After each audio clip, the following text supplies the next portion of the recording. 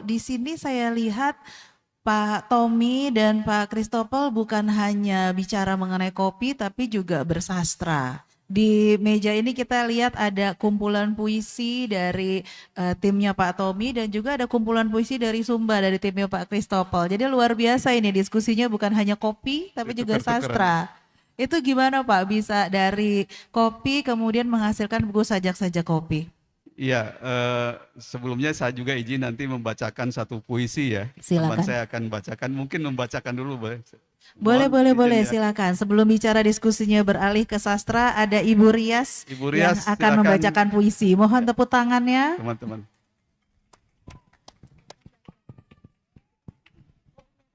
Oh iya, baik. Terima kasih Pak Tommy dan Mbak Deka dan Bapak Ibu semuanya, Romo, Pak Christopher.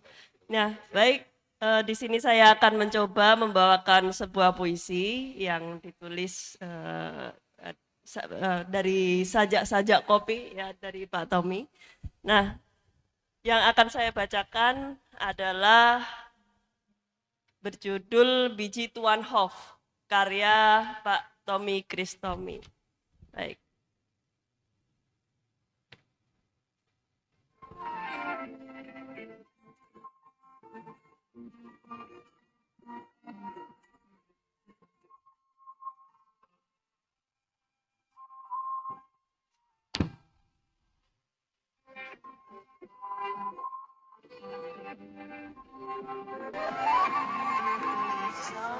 Biji Tuan Hof, buah karya Tommy Christomi. Pagi keemasan menepi, merah buah kopi, selendang merah kuning mengular ke villa. Sejauh memandang kebun teh di tengahnya, villa Tuan Hof. Di ujung teh, permadani kebun kopi meliuk menyaingi kumisnya. Hof senyum. Indahnya negeri ini. Dia melirik Nyai. Tolong semua itu suruh kumpul di lapang. Hof menoleh ke mandor. Pilih biji dengan sempurna. Hanya yang merah, pungut. Hari ini mandor akan ajar pilih biji lanang. Mandor bergaya Hof, ikut memilin kumis.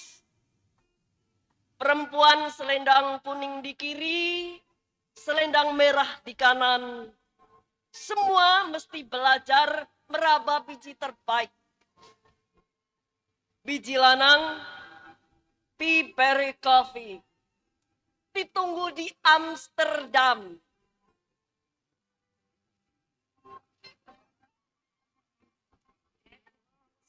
Membuka kebun kopi lebih gampang. Raja tah turun tangan, mengirim bedil dan mesiu. Tak lupa juru tulis, memaksa para mena, bupati, wedana. Indahnya negeri ini. Hof bergumam. Sambil mengingat tempat moyangnya hidup yang dingin dan membosankan. Pretensin Salors of Pamanukan and Cisamladu. Nyai, cukuplah kita yang mengajari Inlander bertani. That cloth mine man. Pancoran Mas 11/21 November 2021. Terima kasih.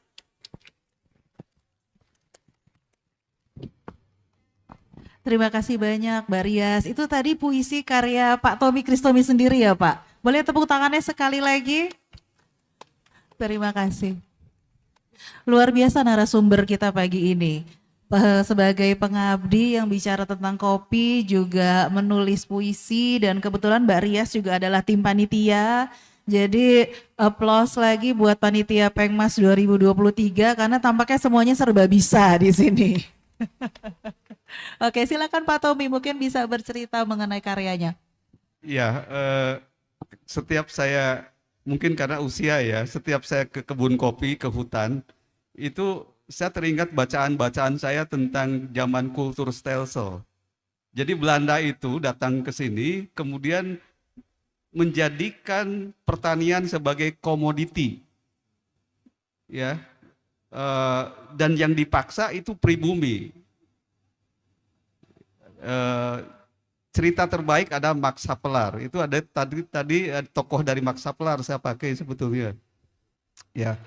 Jadi ada brokerage, ada percaloan yang sangat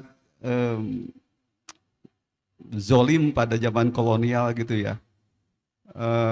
Rakyat harus mengumpulkan kopi. Jadi di Cisadon itu banyak sekali jejak-jejak kultur stelsel itu ketika Belanda memaksa petani harus store berapa pikul dalam sebulan begitu Bu. Jadi jalan-jalan di sekitar puncak itu sebetulnya sisa zaman-zaman itu gitu. Tetapi juga Belanda juga pakai upas-upas gitu ya dengan garangnya gitu ya. Dan di situ saya terpikir ini nyonya dan tuan Belanda tuh cuma duduk di villa milin-milin kumis gitu ya.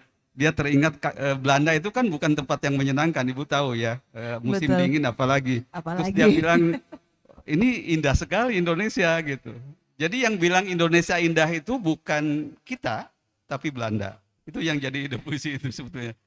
Oke, baik, terima kasih banyak Pak. Ini sajak-sajak kopi ini ditulis bersama-sama ya Pak ya, ada banyak pengarang di dalamnya ya. Ya, jadi tadi saya setuju di balik kopi itu ada kegetiran ya. Itu salah satu kegetiran yang saya sebut tadi. Jadi kami mengundang kami bikin situs Kopi Cisadon, kemudian mengundang siapapun untuk menulis. Kemudian kami pilih satu atau dua gitu. Dan alhamdulillah setelah Bali itu Mandalika sekarang itu ada yang nulis juga. Jadi beberapa penyair yang beneran penyair, kalau saya bukan penyair, itu nulis di sini Bu ya. Bahkan ada profesor juga, Profesor Pia nulis juga. Jadi cukup banyak yang tulis di sini. Ya. Baik. Jadinya bukan tentang Cisadon, jadinya memang tentang kegetiran di balik kopi itu. Tentang gitu. kopi ya Pak. Tentang kopi Itu semua. saya ingat ketika Bapak membuka webnya, ada salah satu tulisan saya juga di situ. Oh iya nulis, Iya, masalah. saking banyaknya penulis, mungkin jadi nggak tahu ya Pak. Seru sekali menurut saya membuka kesempatan yang luar biasa. Karena kopi itu tidak akan ada habis-habisnya untuk dinikmati dari berbagai perspektif, bahkan dari Mohon maaf sastra. Bu, saya harus baca nanti apa-apa. karena editornya Pak Sunu. Betul, saya berhubungan Tangannya. ke Pak Sunu. Iya, iya. Iya, terima kasih. Baik. Kemudian dari Sumbar ada juga kumpulan puisi kopi. Kebetulan kita undang Christopher Billy untuk membacakan puisinya. Silahkan. Mohon tepuk tangannya lagi, silakan.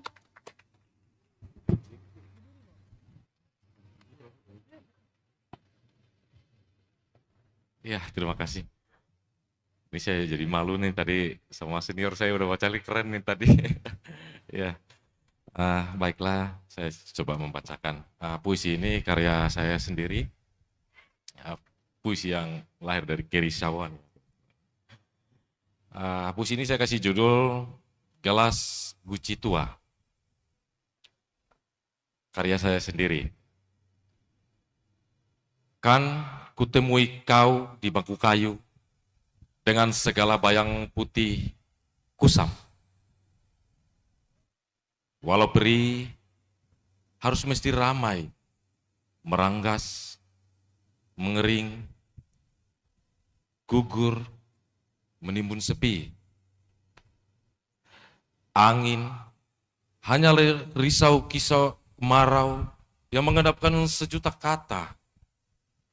Serupa lonceng gereja tua bertalu-talu, memanggil petualang pulang menjemput cahaya puncak bukit di waktu musim. Burung gagak itu kembali lagi pada telunjuk tajuk yang sama. Parau suaranya memberiku isyarat tentang gelap yang bertengger terbang berebut mangsa di gelas guci. Milik petani kopi tepi rimba. Tempat di mana segala tawa anak-anak desa menjemput mimpi. Dan tempat segala tangis berteduh doa yang dikabulkan.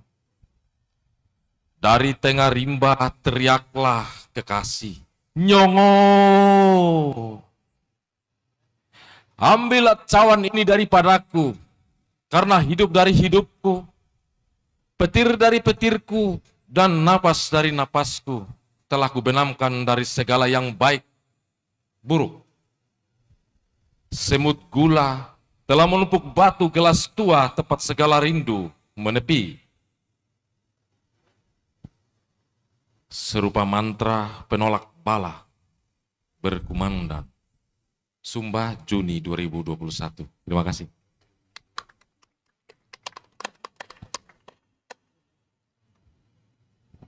Luar biasa sekali. Kalau tadi Pak Tommy bicara tentang kenangannya terhadap buku-buku yang dibaca, mengingat penjajahan Belanda. Di sini saya merasakan nyawa Sumba yang besar sekali dalam puisinya Pak Christopher Billy ini.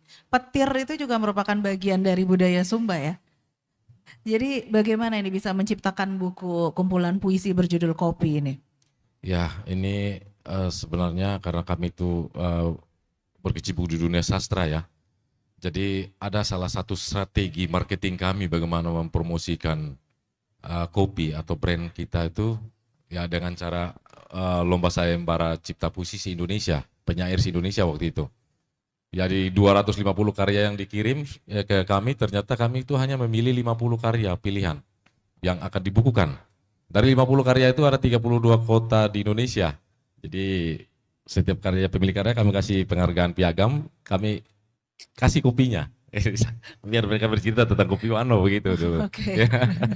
Luar biasa. Lalu pendanaannya ini swadaya ya untuk menciptakan buku ini? Iya, kami swadaya.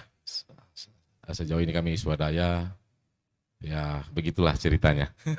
Oke, terima kasih banyak. Luar biasa bahwa kopi ini bukan hanya sekedar ada di dalam gelas dinikmati setiap pagi, tapi juga punya nilai budaya yang tinggi, bagian dari warisan leluhur, bahkan untuk menciptakan karya-karya baru dalam bentuk yang berbeda. Jadi besar sekali pengaruhnya dan itu bagian dari budaya Indonesia yang melekat walaupun dibawa oleh orang dari luar Indonesia ya. Saya rasa begitu. Oke, Pak Tommy mungkin masih ada yang mau ditambahkan? Iya, mungkin ini semacam ajakan ya. UI sudah memulai dan UI itu sebetulnya punya posisi strategis. Bicara apapun di UI dekat sekali bakal didengar gitu. Betul Ketimbang Pak. kalau bicara di tempat Bapak ya. Betul. Jadi mungkin mulai sekarang kita melalui Ibu ya ke depan kita bikin lebih aktif lagi. Kita bikin koalisi aktivis pengopi gitu. Setuju Pak, setuju. Ya, Dan bisa juga membuat sebuah buku tentang kopi iya, yang diterbitkan UI. Jadi orang betul. tahu bahwa Indonesia tuh begitu kaya dari Iya. perspektif budaya ya. Dan semua pihak bisa kontribusi, termasuk tadi seperti sejarawan, FISIP. Ini isu kopi itu luar biasa kalau menurut saya. Baik dulu maupun sekarang ya. Baik. Semoga ini harapan kita didengar oleh para pemilik kebijakan, membuat kebijakan. Bagaimana dengan Romo Vitalis? Masih ada yang ingin disampaikan Romo?